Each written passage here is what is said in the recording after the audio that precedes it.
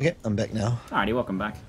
So on the topic of Fortify, how I mentioned that I was using Ground Slam on my Cascader to get it, I was just saying to people that I don't really feel like it's an issue because anyone who's getting Fortify, the way in its current design, is taking either a risk or making a sacrifice in their clear speed to be able to get that buff. So I was spending like 1 second making a Ground Slam in order to get a 5-second damage mitigation buff. So it wasn't like, it didn't feel broken to me, but how do you guys feel about its availability to other builds? Ground Slam is really I mean, any melee skill with very long range is the tricky point. Like, we turned it off on the counterattacks just because that was free for any character with a melee weapon to get at that point. Yeah. And if we could do something to have it so it isn't granted by like a long range Ground Slam attack, but is a short one, probably not possible, but if that was an option, then I would jump at the opportunity. We'll have to see how it plays out, whether everyone ends up running a Ground Slam. I mean, if it becomes a mandatory thing for everyone to have Fortify, even if it is something they're taking a little bit of risk for, that's bad. But if it's an optional thing, if you choose to put your character in harm's way to stay out of harm's way, then that's a good thing. Even if the theme is melee only. Yeah, that makes sense. I mean, yeah, there's not much you can do. I mean, Ground Slam's tagged as melee, and I can't think of another way you'd be able to do it. Yeah, sort of putting downsides on having the Fortify buff, but then that just feels like we're punishing you for trying to do something different. Yeah, it's something that's like, as you were saying, like, defense isn't usually that fun, but it's mandatory, so you don't really want to be punished for having defense. Yeah, no, fair enough. Yeah. It doesn't, from my testing so far, I mean, it's only early days, but from my testing so far, it doesn't seem like something... It seems like the trade-off is there, so that even if it does sort of become mandatory, that everyone won't use it because the trade-off is there. Well, I guess not mandatory, but highly desirable. Though that does sort of bring up the next sort of topic about... we talked about EB, we talked about melee, and we talked about defense. And the contentious issue is regarding EB. I mean, I feel like from a usability standpoint and the advantage you get from it, EB is kind of okay. It's it's getting there, but defensive options for spellcasters seem pretty lacking. Like, you can build mana and you can go might have mana. Just go one shot by a leaf slam. Oh, I'm very squishy at the moment, guys. I built my character for maximum exploitation and not for effectiveness. Rip. And this goes to prove a point, maybe a little bit. Not really, but yeah. What are you guys' thoughts on defensive options for casters at the moment? So we want to change Arctic armor. I won't say how, because chances are it will change 50 times over before you guys see any change. But that as a defensive option being less of a specifically completely mitigates some monsters and does nothing against others. I mean, yeah, it'll still do that to an extent, but it won't be as extreme. And other than that, like pushing Energy Shield a bit further, obviously that's a core defensive thing for casters if they just go through their base class stuff. The answer might be if casters are a bit squishier now, then monster damage doesn't need to be as high, or we can reduce the number of hard-to-avoid mechanics, things like that. There's no simple solution to just giving them more defensive tools or giving them more effect. There's probably going to be a little bit of everything gets a little bit better, or it changes a little bit to be a little more catch-all. Yeah, so I definitely agree that EB might have amount of Arctic armor for the amount of investment you got and the amount of defensive power it had. It was there was a reason pretty much everyone ran it. So I definitely agree that needed to be changed. Though it still feels like, even though it's not as easy to do, it still feels almost like I really want to go Arctic armor mind over matter still. I still really want to do that because I've played 2 casters now, and the defensive strategy has been to get some block, to get some as much armor as I can handle, getting while still running EB, so still having armor ES gear. I can I sacrifice a bit of ES to wear a chest armor, pure armor base? I have a little bit more armor. Running your double granite, running your 4 endurance charges, and even then, it's still pretty squishy with 4.5k HP and getting up to 75% armor. Even though when you've got all your buffs up, it's very reliant on you having all of your buffs up. It's almost like playing like a Perma Mortal Call Abyssus character constantly as a spellcaster at the moment. You know, it's like the moment you don't have your buffs all up, and you get charged by a roar from off screen. Goodbye. A few things like the off-screen roller charges have been reduced, and there's been a little bit less of the surprise one-shots. Like we've been trying to reduce that a little, but we don't want to like kill off those mechanics entirely that those monsters are using. So yeah, it's a little bit of changes all over the place, and adjustments will continue on a grand scale.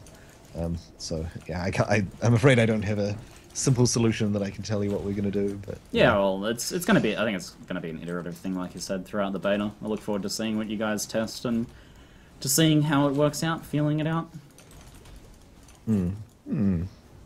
Though if you do make rowers stop charging and leapers leaping from off screen, I will be I will be happy.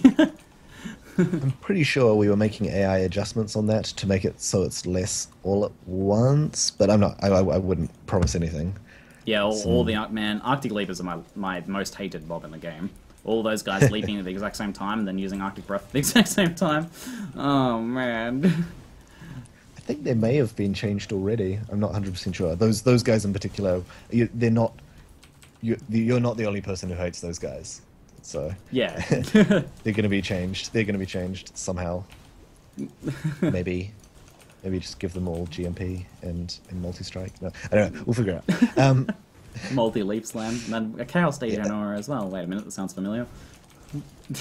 We'll have it like mirror arrow, but leap slam on those guys. Yeah, that'll work. It leaves a clone behind as well. Oh my god. Well, just 100 summons leaping clones. Yeah, please. Yeah. So on the theme of defensive options, then the other contentious one was being Ondar's Guile, which I feel like was EB and Ondar's Guile were like a pair in the fact that they were just keystones you could pick up, and you would pretty much always pick up, and they didn't really have a drawback. You didn't really have to build around them. They were just good. Yeah, the stats confirm this. This is exactly what we were seeing, and exactly why those two were changed. Yes, because they didn't feel very Path of Exile to me. The idea that you had to build around things and think about things and whether it was a good decision. It was just like, get this. Yeah. The opportunity cost did not match the defensive boost that you got from it. So yeah, that was one of. Mark Neon Spider was the one who was very keen on that. Wait, I probably shouldn't throw him under the bus like that. But he was the one that was. It's his fault. So he wanted to make the change. Yeah. His original suggestion was like double or like half for melee and double for ranged evasion, but we made tweaks and adjustments to it, and the values are continuing to change. I'm sure they're not going to stay at their final values, but it needed a downside, and obviously EV needed to not double dip and just be huge amounts of give near infinite mana regen. Yeah. So I guess I've seen Ondar's Guile float back and forth a little bit. It was at 30% more, and then it's at 40% more now. Like, how are you guys feeling about it from where it's at the moment, the 40%? I wouldn't be the one to answer that question, although Mark is messaging me right now, being so I think he feels a little bit betrayed that I called him out. That I blamed him for that. So. Yeah. I'll ask him how he feels about Ondar's Guile. Poor Neon Spider. I'm sorry, man.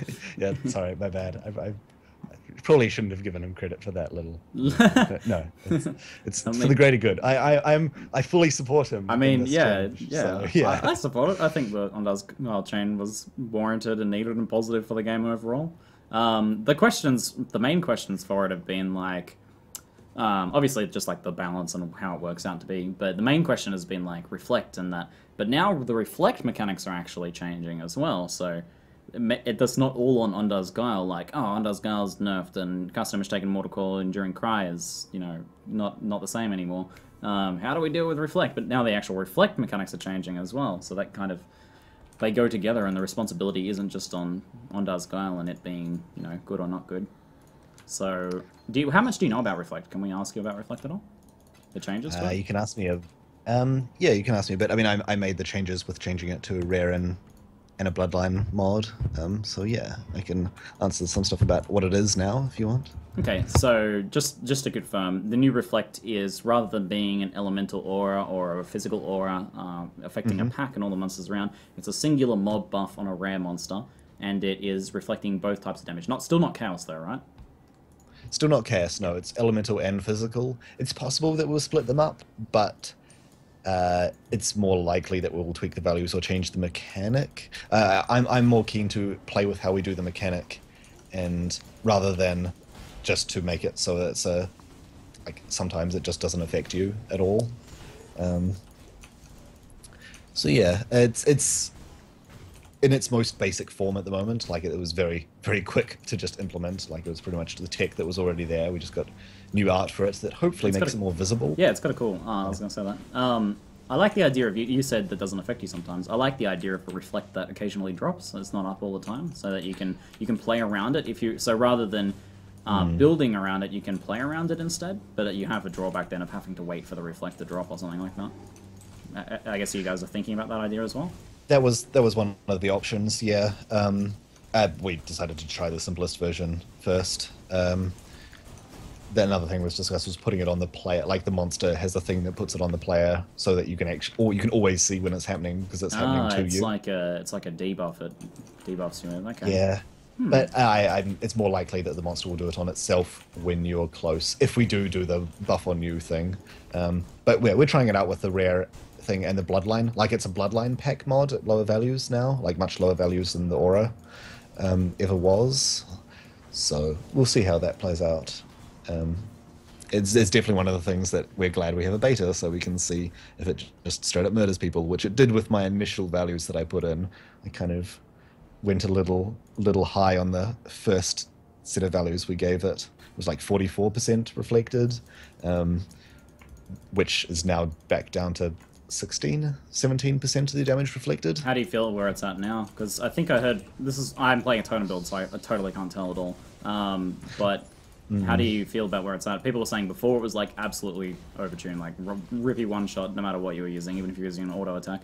And then now people are saying that it's like not even noticeable. At least that's what I've heard. Yeah, they're not. I mean, it's a tricky mechanic because it scales entirely on player damage, and player damage skyrockets very quickly, like way above player life and defenses. And so unless it's really a philosophy question of, do we force players to always be prepared for reflect, or is it possible to make an in-game build that doesn't use totems or traps or other proxies and can hit and crit a monster without dying instantly? Yeah, well, this is, people often ask, or say to me, just get rid of reflect. I hate reflect. Why is it even in the game? And my answer is always like, I'd hate to see a Path of Exile without reflect. Like it's like a soft cap for people just stacking DPS. That's kind of like the idea, to trivialize the game. I guess that's the intention, right? That's kind of why we can't remove it. Yeah. Yeah. There's ways to get huge amounts of damage and no defense very easily, and this is the one thing that we have to make sure it never happens, unless you're using Southbound, apparently. But yes, yeah, it's. I'm keen to play around with it a few more, have some more versions of it. We've got, we're changing Thistle's Sage, I think that's his name, the guy that has like a built-in reflect buff, so that instead he's got a damage taken Stormcall, so he kind of has reflect, but it's avoidable, and as long as you keep moving and so on. Yeah. So that's another form of reflect that guy. I mean, I assume that's going to be on beta soon. That's a very cool idea. See it in action. If that turns out well, then that would be awesome. Like, we would do it with projectiles if it wasn't for melee. You know what I mean? Yeah. Yeah. There was I like that idea. That's cool. I think it was with Nemesis. Maybe the programmers tried to make one where if you hit it with a projectile, it reflects the projectile back at you. But man, that caused some crazy problems. So that's not an option. But it would be awesome if it was. Okay, I thought I had something else, but I think I've forgotten what it was, so moving on. On the topic of kind of melee, can you Mm-hmm. say what the status on phase run is at all? I can probably tell you that. We're currently trying it out. So it's similar to the old version, except it gives you phasing instead of the stat that didn't work. So it's pretty much a movement speed buff that gives you a damage bonus on your next hit and cancels on your next hit. We're probably going to give it a cooldown and possibly have the duration based on the number of frenzy charges and have it consume frenzy charges. So you can get a long movement boost and a potentially a big damage boost. I don't know if the damage bonus will stack with it will be affected by frenzy charges as well, but definitely it's more effective if you're consuming frenzy charges to use it. That's the current plan. It's still we're going to redo the effects hopefully, and it's going to have iteration, so it might change quite a bit. It might just not be fun, or might not fit with the game anymore, or it might just be a put it on your custom damage taken and forget about it thing. So we'll see how it plays out, but we're gonna try and get it in. Oh, it's going to be a spell, like. Yeah, it's gonna be a spell. It's gonna be effectively in a cycle like Immortal Call. Okay. We talked for a while about having a cycle of Immortal Call, phase run, and an int equivalent that were all defensive buffs that were sort of defensive in the flavor of their attribute. Which that I mean, in the end, we didn't come up with. The results weren't that great, but something like that is the plan. Okay, so the issue a lot of, like, when people were asking about phase run, like, the issue a lot of people brought up, including myself, was that it would be broken with Herald, like, it would be broken with Ignite Proliferation, essentially. You would phase run, go for the big single hit, and then just destroy everything with Proliferation. Now, I would say that that's not an issue, since that Proliferation has been pretty effectively nerfed. Like, it seems like it's pretty decently nerfed. However, it seems like the Prolif... I haven't tested this yet. It seems like the Prolif nerf doesn't affect Herald of Ash Proliferation, though. So, is there any concerns there? Because it seems like that's, like, if you want to play early Prolif right now, it seems like going Herald of Ash Prolif is the best way to do it.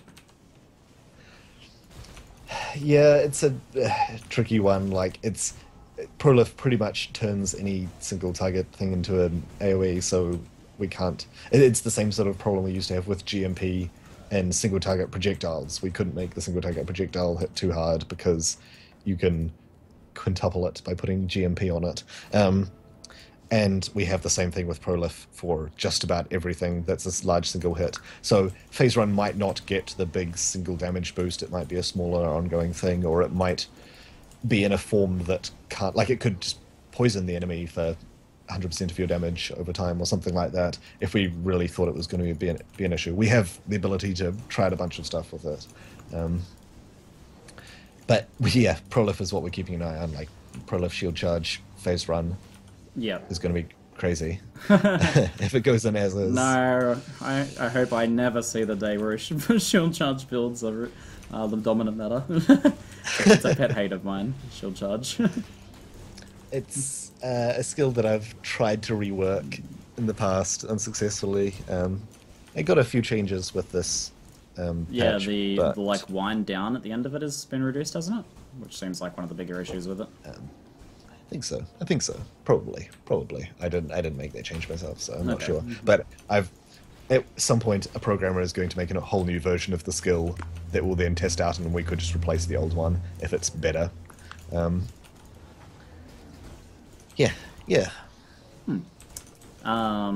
So is there any sort of plans to change Herald of Ash proliferation, since it didn't really get nerfed the same that other proliferation did? I haven't got round to looking at it yet, but it's probable it could get reduced area, it could get reduced damage. There's a bunch of numbers we can easily tweak with it. Yeah. Which is good. Like, these days when I try and design a skill, I try and design it with as many things that we can tune quickly and easily to get the balance in the right place, and it has those, so it's going to be a quick balance change and pretty easy to see what the results of it are. So we can probably expect changes if the other developers agree that it needs changes. Yep, fair enough. Alrighty, cool. Well, maybe I'll make a Herald of Ash Prolif build in beta soon, and with like Vengeance or something. And what is it? No, Vigilant Strike. That one, not Vengeance. Vigilant Strike. Give that a go. Since I've accidentally mentioned Vengeance, a lot of people have been asking what's the intention behind counterattack skills. They seem to, I mean, I kind of like them, and they're like, you know, a little bit of added damage and stuff like that. You can't really, you know, you can't really get Fortify with them for obvious reasons, because that would be just like trivializing the getting of Fortify. What's kind of like the intention behind counterattacks, and where are they at the moment? When I originally came up with the design for them, they were intended to solve the problem of if we nerf block into the ground, then block is going to be a terrible choice. So this gives you an offensive option. It was really because the only block offensive build you could get was with Temper Shield. It was like a spellcaster, which didn't really feel good if a character wanted to be a counter-attacky melee character. Then they didn't have the ability to do so without being a spellcaster. So it was there to fill that build role.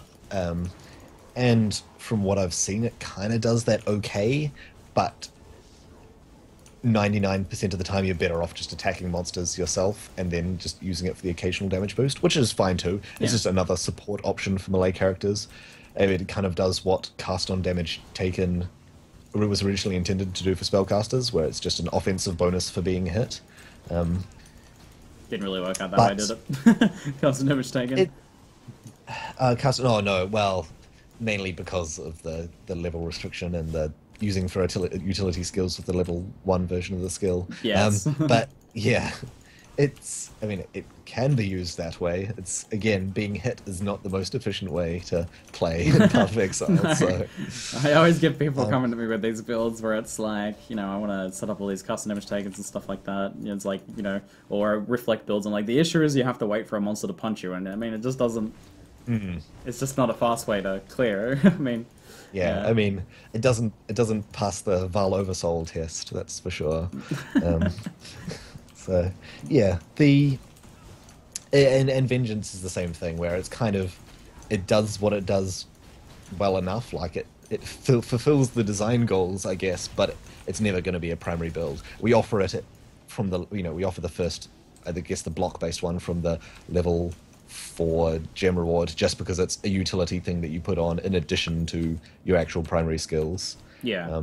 Yeah, I mean, they're pretty cool, and you can curse with them and stuff like that, and you can put, like, life gain hit on them or something, or, you know, they're alright. You chuck them in a spare gem slot. I think just some people were kind of hoping that they could do a little bit more.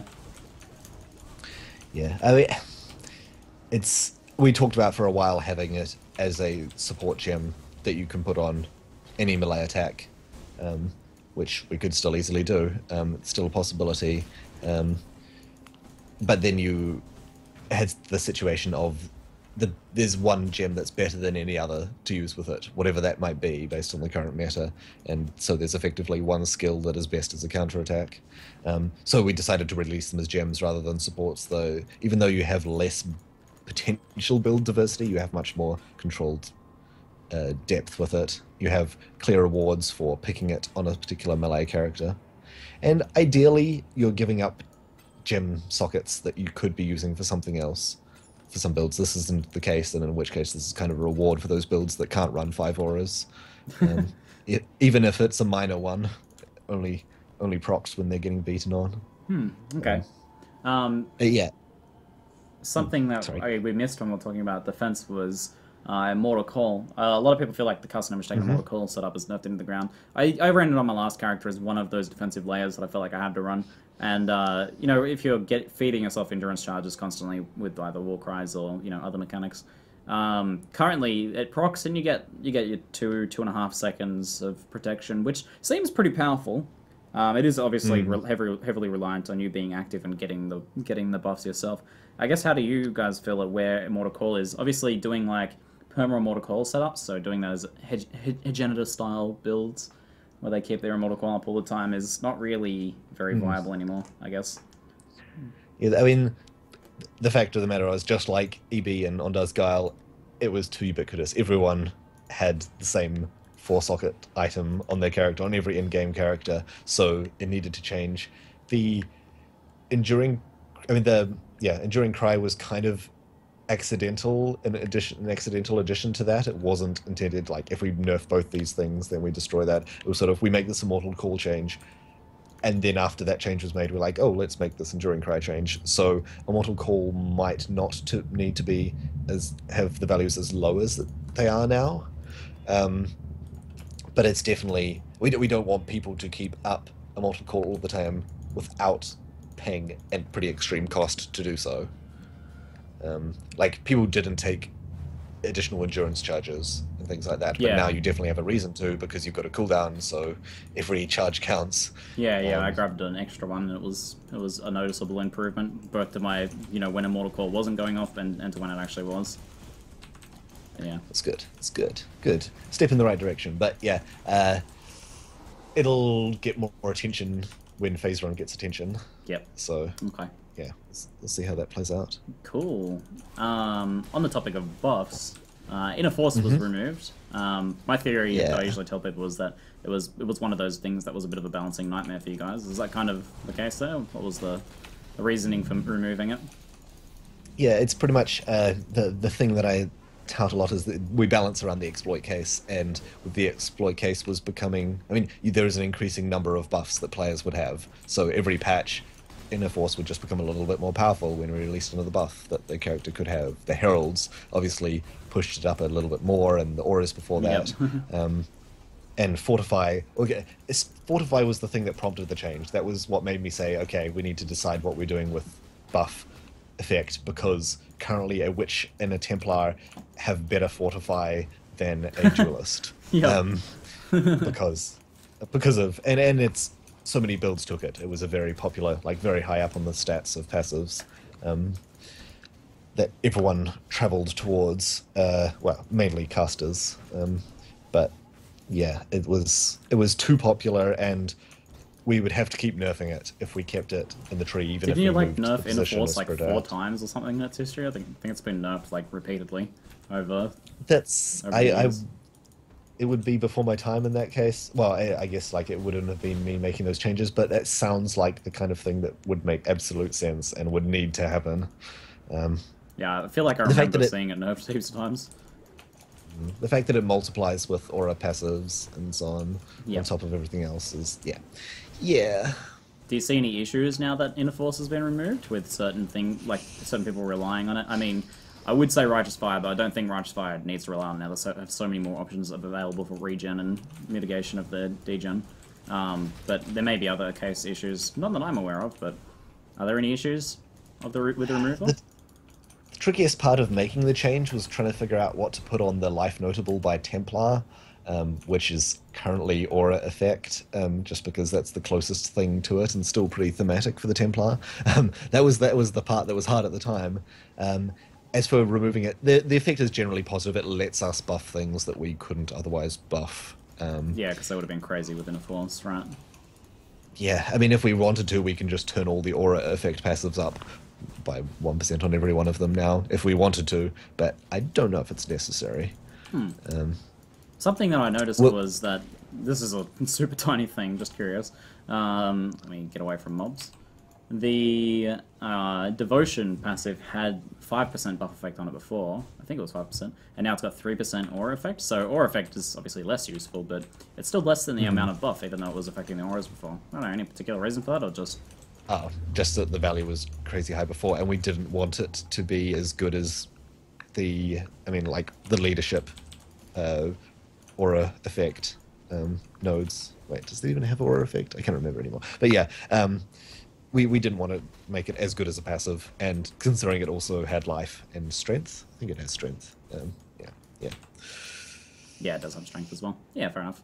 Just curious, random thing I was curious about. Yeah. So on the continuing topic of defense is the flavor of the day, man. People have been asking about changes to Leech and Vilepact. In what way and how are you planning on changing them? There's some pretty extreme changes to Leech that we've been trying out. I probably shouldn't talk about them because they're they're completely reworking how the mechanic and the delay and stacking and all that stuff works. So there is a big plan to change Leech. We're going to try out the options and see how it plays. So far, the version we're trying isn't super promising, but we'll try it, we'll push it to its limits, and we'll try out other options with it and see which works best. So Leech is getting a rework, mostly for, I mean, with the intent of helping melee characters, having Leech be a bit more dependable and something they can better specialize in. And probably, like, the thing we're looking at most recently was pushing it more towards better for large packs, weaker for bosses. But exactly how we go about doing that remains to be seen. That's interesting. It seems like Chris talked about making certain parts of the game really scary, and being able to face tank a boss just through Leech is not particularly scary, I guess. So is that kind of like connected there? It certainly makes it hard for boss design. It was part. I mean, it came up in the same discussion as when Fortify was created and when the shotgunning change was removed. So it was a big change in the works for a while. It just hasn't seen fruition like the others have. So yeah, it's for melee that we want to make the change. We want to make Leech a melee thing, and casters can get it if they want on the supports. Okay, alright. I guess I don't really have too many more questions about Leech, really. I know it's something people want to know a lot about, but it seems like it's just something that's being tested tonally at the moment, and some stuff will get rolled out. Yeah. I mean, it's absolutely integral to a lot of characters, and it's kind of a thing that's flopped between, like, it's kind of a strength mechanic, but it's kind of a dex mechanic, and like Mana Leech is kind of a dex mechanic, but it's kind of an int mechanic too. There's a bunch of stuff, like, everyone wants Leech, but not everyone should have as much as they have, or they don't have as much as they should have. Yep. Yeah. it's not a simple answer. Leech is like a huge mess of a mechanic in action RPGs, because you either get things where like your health is flicking back and forth constantly, or it fully trivializes content, or you have no survivability or no sustain on builds. I mean, that's a mess, isn't it? It's a nightmare. Yeah, for boss design, I kind of like. I mean, the current version is nice and simple in that I can guarantee 20% life regen on a melee character, so that's what they have to deal with in a merciless boss fight. You know, we can effectively do 20% of their life to them per second, and they can get it as long as they're attacking. They can get away with it. So, whenever Leech changes, it changes a lot of boss fights in a big way. Okay. For a while, with Itzuri was going to have reduced effective Leech on her. But then Leech was changed in the same patch, so it was removed in the end. But for a while, Leech trivialized the Itzuri fights for melee. Yep, fair enough. How do you feel like the bosses are going in Act 4 so far, the rollout? You do a lot of boss design and balancing, right? Yeah, so both of them have new mechanics. Both Duresso and Calm have new mechanics coming, which I can probably tell you about today. Where Calm will, the skulls on spikes all around his arena. Yeah. Yes, something happens with them. Maybe I'll let you see it when it actually comes. Yeah, I'll just tease that. And Duresso is getting some spinning swords in his arena, because it didn't have enough spinning swords. Yeah, so, I mean, his arena has nowhere near enough effects. swords in it. That's definitely something I feel like. Yeah, exactly. So, yeah, spinning attack swords are going to turn up in his arena at some point. We'll be testing that out and seeing how it plays. And the fights turned out okay. Like, I designed both the fights, well, I guess all the boss fights a long time ago, and now we're finally sort of, it's been like half a year between them being designed and actually being playable, and luckily we've had the chance to iterate on them quite a bit. Like, the fights changed quite a bit during development, and Duresso's going to continue to be tweaked with his attacks, so he feels a bit more natural. Like, Duresso, over the development of the boss fight, got a bunch of AI stuff, so he behaves a little smarter, but it still seems quite erratic. Yeah, he's a little bit jittery, kind of. I find, yeah, erratic is a good word for it, I suppose. One of the tricky things is, like, signaling in boss fights, because in a way you want to signal people so they don't die randomly out of nowhere, but at the same time you don't want to just draw red circles on the ground and just have it be a game of don't stand in the red circle, or don't yes. Yeah, just I hate that. Like, yeah, you don't want it to be, you don't want it to just be dancing left and right the whole time. You want to actually be watching what they're doing, and you want to be able to tank their hits sometimes, but because player defenses are so variable, we don't want it so that a player who isn't using Fortify can't survive Dureso, and it's tricky. Boss fight design is tricky because yeah, player builds change. Like we're going to have to rebalance these boss fights as players come up with new builds, I can imagine. And Yeah, right. I'm excited to see how the final boss fight turns out because that's got some pretty cray, What pretty cray stuff. particular part of it, Rory? No, don't tell me. I really don't want to spoiler about that. The robot elephants are a bit. Oh, like, right. I don't. It was a bit of a tough choice for the art department, but I think it's going to pay off. I mean, Gemling kind of themed robot ninja elephants or whatever. Right. Yeah, from the future, obviously, because yeah, yeah. There's a lot of crazy stuff that's happening in that fight. Fingers crossed it all comes together. Sweet. But sadly, I've been spending so much time on balance stuff that I haven't been able to give these bosses the adjustments, the attention they deserve. So I'm hoping to do that some more, give them a bit more fine tuning, get their attack speeds feeling a little smoother. I mean, yeah, the timing on an attack, like 10 milliseconds either side, can make all the difference in the world how the whole fight feels. So yeah. Yeah, it's pretty cool. Like, Ziri was the first boss fight that I designed from scratch, and I learned a huge amount from that, and I feel like I've already learned a huge amount from Carmen Dureso, so it's a really fun, like, it's the most fun design stuff, especially like when you're just making the document where it shows the layout of the boss fight and the plan for it, and getting feedback from everyone is really cool. So I'm excited to see how they end up. Like, by no means are they finished, but I think they're looking pretty cool, in my opinion. The art team did a great job with both of them. So I should be thanking you for the more and more mechanical boss fights we're getting, because I love that about the game, that the boss fights have gotten progressively more and more mechanical. Yeah, I was a big noob, a big hardcore noob raider in WoW, and yeah, big small raider, and I really wanted to see more of that stuff, and a lot of ARPGs recently have been doing some pretty awesome boss fights. So yeah, stepping up the quality of the fights is important to me. Awesome. Sort of on that topic though, Dureso, I love, like, it's my favorite zone in the game, that Dureso's arena and that.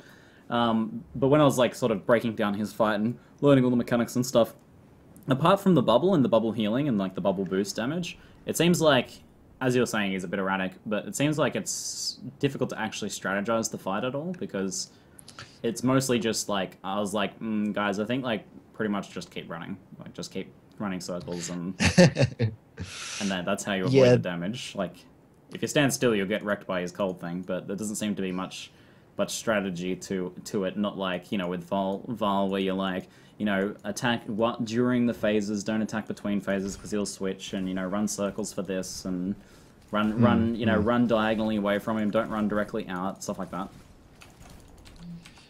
Is it just that we haven't discovered it yet, or does it need a bit more work? No, it was very much intended to be like, it was a very, like, well, Calm was a very bottom-up boss fight. We knew we wanted these AoE mechanics. We knew you wanted a reason to move around the arena frequently. We knew you need flash charges, you need minions, so we get corpses in there. Well, for Dureso, it was very top-down. It was very, we want you to duel this guy one-on-one, like he's a duelist. It should be a duel. It should be a sword fight. He's using swords. He's going to use versions of, like, powered up versions of player skills, less the this is how the player behavior for the fight. So now we're getting, I mean, with the swords appearing in the arena, the spinning sword blade things, that will add a bit more to it. But we do need a bit more in terms of big avoidable attacks. Like, I'm looking at making his big cone attack a lot wider, so it's a reason to stay close to him and things like that. Cool. Yeah, like what Brutus has got now, where you're far better off being closer to him for that rather than being further away. Yeah. The Brutus rework with the giant slam across the arena thing was very much intended as an anti-range, just because the fight was much easier for range characters. So Dureso needs something similar, or some way to control your movement. But we'll see. we'll see. Maybe more of the clones in less than a circle, not just circle pattern clones, but some like don't stand in this path because clones will be charging back and forth. We'll see. There's still time to iterate, and that is. I mean, I'm not happy with the fight, how it's turned out completely. Like, okay. Yeah. Yeah, I like the theme. I think, yeah, with a bit more what you're talking about doing, it seems like it could be a really cool fight, so I'm looking forward to that. Because I love the theme, man. If that fight gets, like, to the level of, like, the theme and the feel of that zone, I'll be stoked. I'll be so happy. Yeah, I mean, a lot of the fight, for example, his getting down on one knee was something I wanted in the fight entirely so that the crowd could, like, gasp and cheer as he did it. Yeah, I love when you kill him, how the crowd's, like, shocked and appalled. That's like, it's awesome. I was like expecting them to cheer for me, and then they were like, I killed their hero. Yeah. That was really cool. Rad. Yeah, that area is very much all flavor, all theme, all. You get to be a gladiator. Love it. Which is cool. It's cool. So back on the hardcore mechanics then. Am I like pushing over time here, or how are you going? I don't know. You're good. You're good. Cool. You've still got time. I'll let you know. Sweet, Rory. You're killing it, man. You're killing it. The shotgunning change is obviously a big one. We talked a little bit about it, and from the perspective of mobs being less spike damage and insta-killing players, which is lovely. What I usually say, my speculation is generally that... well, actually, no, it's not speculation even. I've talked to you and other people in the past when designing uniques and when you've been designing skills, and you were saying, we couldn't do this because of shotgunning, It's always been, like, the biggest issue for balancing. So, but that's the case, right? Yeah, and that was one of the reasons for the change. There were a lot of good things that came from the change, for both enabling skill development and giving us more balanced control. It's given us some really tough questions, like we really don't know how much of a damage boost Fireball and Arctic Breath should get now that they're not doing this extra bonus. And like Freezing Pulse got a massive damage boost, but potentially not enough just because it's like it no longer has a way of being a large area. I can agree with that. It's Should have 10 extra projectiles on your totem. Hold on, let me just get that set up.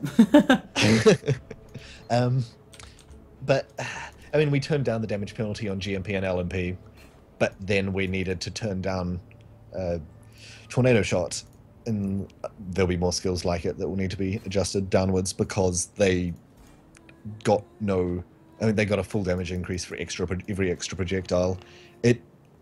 It shifts the design quite a bit for those skills, which is, like, I don't like the fact that you need LMP, GMP to make Tornado Shot work, but that was already the case, really. Like, that's never not been the case with Tornado Shot. It's just, if I could get away with it, I'd just have it come with additional projectiles, but we have support gems for that, so... Yeah, I mean, I like the idea that you added more to Split Arrow, but that's kind of its unique mechanic. And I like that some of them are getting that treatment, but I think that, the support gems are what allow you to have that option. I guess I can totally imagine that it's going to be a lot of, like, really redesigning the skills balance back from the ground up now that you've removed such a big mechanic that a lot of them really relied on as a crutch, really. Like, I think Fireball's a good example of this. Both Fireball and Freeze Pulse really are great examples of it, of skills that really lent on shotgunning as a huge crutch. Like, it was the way that they were made viable. And I guess the question is, mechanics changes, like Flame Totem got additional projectiles to give it more AoE, and it seems pretty well balanced overall. Most people are pretty happy with that who have tried it. But I did test Fireball and Freeze Pulse, and I felt both very lacking. Are you looking at doing, like, mechanics changes to other skills besides just damage buffing? Yes, there's a few mechanics changes. Fireball was one we want to consider the options for. Currently, it doesn't quite fit into the single target category because it's more effective with additional projectiles, but it's not effective enough with additional projectiles. So we either need to push it closer to single target or further towards AoE, or give it a new mechanic entirely that lets it synergize with skills in another way. So we're looking at options for that. We're probably going to try out the simplest option first, with AoE, and then if it needs more, We're most likely replacing it as a level 2 skill, so you get a different fire skill early on. But that depends on whether the skill actually plays out. So far, it feels pretty cool to play with, but I still need to work on it. It's got some interesting stuff going on there. Okay. Some of the things like fire. Let's talk about fireball's mechanics specifically because I think it's an interesting example. Without the ability to shotgun, I felt like what it really needs is for the explosions to always happen when it pierces and chains and stuff like that. Right. It feels great leveling when you're just using LMP or GMP. But then when you're trying to start scaling up into maps, like that's fine early on, and it's, you know, almost passable in maps, but not really. Like you want to push it up a bit, and that means using chain or PS or fork. But the fact that it just travels through them, almost like not harming them, you know, it feels, that's what I felt most made Fireball feel really lacking. So I guess how would you feel about doing something like adding explosions to every hit? It's those kind of suggestions that are kind of the trickiest ones, because though they're simple to do, there's, you know, one designer will say that this perfectly solves all our balance problems, and a second designer will be like, well, then it's not Fireball anymore. Fireball, like, is a projectile that explodes. It's not this crazy repeat exploding thing. It's not like that's closer to ball lightning than it is to classic Fireball. Which, I mean, this is not something that someone said. This is something I'm guessing someone will say, because there are a bunch of people in the office that care a lot about that stuff. So trying to find a sweet spot between the two where people are happy with the result. It may be that it has smaller explosions when it pierces or something like that might be the answer. But yeah, we can look at that as an option, because yes, that does make sense. That solves a bunch of problems it has. Makes it a lot like Ice Shot, which is good but not too strong with its piercing mechanic. Okay, yeah, alright. No, that makes sense. That makes sense. Well, I look forward to seeing what happens with that. Let me just throw that out there. I'm pushing for the Freeze Pulse lovers, but I think the biggest change that needs to happen with that is more of just a quality of life one, that the projectiles shouldn't stack if there's no reason for them to. Like, I would like them to intentionally fan out when you added LMP. Right. We're changing the spread on Lightning Strike. We're trying out a spread on Lightning Strike, so the gap between the projectiles is a set angle, not the total arc of it. So we could easily do something like that to freeze it. Well, I say that, but I suspect the programmers can easily do something like that with Freezing Pulse to try that out as well. So rad. Yeah. We can try it out. We'll see how it works. I'll let you know. Good stuff. So, how is... Hold on. This was something, actually, you mentioned to me, I think, a while back, was that there's skills you couldn't implement because of shotgunning. Are you able to say what those skills were? Just in a completely, like, you know, historical sense, not like these skills will be coming? Disclaimer. I honestly can't remember off the top of my head. Tornado Shot would have been an example, but then we did a bunch of stuff with Tornado Shot's mechanics so that it could. But I can't tell you off the top of my head something. There's a few things, but like just generally Fireball. Like we didn't have any more skills like Fireball because of shotgunning. I know Ball Lightning was one of them, but you ended up having to implement this whole mechanic for that to make it work. It took like months for that to actually get it put in the game because of that. I mean, our effects artist really wishes Ball Lightning was just a single projectile and there was no way to support it, because then he could make it look twice as big and like make the area much larger, make it look more like Party's Ball Lightning. Yeah. But that ship has flown. Wait, ship has flown? Yeah. Ship has sailed. That's the one. I don't know what's going on down in New Zealand, mate. Flying ships, sailing planes. Yeah, it's another unreleased skill I can't talk about. Yes. Flying ship. Flying Viking longboat. Yes. No, Ball Lightning is an example of one we had to do specific mechanic changes for, but it put us off doing projectile spell stuff. I'd like to see more, I guess, Ethereal Knife-like spells now that we can do that. Because, I mean, again, Ethereal Knives has its own anti-shotgunning thing in place. Or had its own anti-shotgunning thing before we had the shotgunning change. Yeah. So, I'm keen for more EK. Yeah. There was discussion of making a support gem that adds shotgunning back to stuff, but man, that is going to be an incredible balance nightmare. So, well, I won't make any promises on that regard. We'll see how that plays out, but that would be absolutely horrifying on some skills that previously couldn't shotgun. Yeah, that was actually what I was going to ask, whether a lot of people ask for like a shotgunning support gem or something. I imagine that'd be a balancing nightmare, but or skills that do have shotgunning mechanics, like the flip side of ball lightning, the opposite of ball lightning. Yeah, I mean, if we can do it, I'm keen, but again, we balance around the best possible skill to use with it, and whatever that might be is going to mean that the damage penalties on it is going to have to be extreme. And then it'll only work with that best possible case skill. Yeah, or we limit it to spells or only attacks or only wands or something. Who knows? Who knows? Could have restrictions, but yeah, the only way to make stuff good is to take stuff away from other things when it comes to that stuff. Yep. I think the final one people will chastise me if I don't ask about is any thoughts on Incinerate and how it's feeling after the changes. It got hit particularly hard by the changes. I mean, Flame Totem kind of did okay. What about Incinerate? Yeah, I mean, Flame Totem got a lot of attention because I had just been playing a dual Flame Totem character on the 1 month. Favoritism. So it's got to be good, yeah. And I haven't given Incinerate the same touch.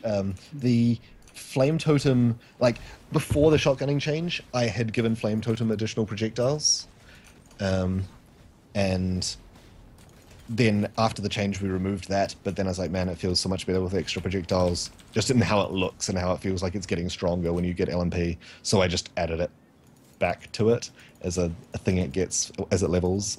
Incinerate may get the same thing. I'm being told at the moment that Incinerate is broken on beta and isn't gaining damage per phase, which is why it feels a lot worse than it is. It's actually so that's bugged. like 300% less damage there. I mean, yeah. Yes. Okay, so that is being fixed. There you go, guys. That's good news. So it did get a damage boost. I'm pretty sure we buffed the damage to an equivalent amount to Freezing Pulse. Maybe not Freezing Pulse levels, but yeah. So once that is fixed, I'm keen to see how it plays. Okay. I was gonna give a suggestion, if I'm still struggling, but I guess if it's getting fixed, there might not be any problems. But the suggestion was that single targeters really struggle for Incinerate now. While the AoE will probably be pretty good still, maybe even better with the damage buffs. A suggestion was something that wouldn't really affect AoE too much, maybe in parties, but is giving it more stacks. So the idea that it can ramp up further, which would give it more boss killing potential, more single target killing potential, and maybe some more use in like party situations, but it wouldn't really benefit the AoE that much because most things are going to be dead before you reach max stacks. Is there any issues with that? The stack thing's kind of tricky in that it makes it much worse earlier. I mean, cast speed has a huge difference on that stuff, especially with Echo. Wait, does it work like that on Incinerate? I'm pretty sure it does. I mean, yeah, there's an advantage, a lot of in-game advantages that Incinerate has that this would push even further. Yeah. And also the fact that we need art for every single stage it has. Like, the art changes, the projectile art changes as you increase in stacks. So that would, you know, mean twice as many projectiles. But I never say never. Someone might listen to this podcast tomorrow and be like, this is what we need to do. Well, it sounds like at least someone is. I'm hearing that little buzz of messages. Yeah. Which is awesome. Thanks for tuning in, guys.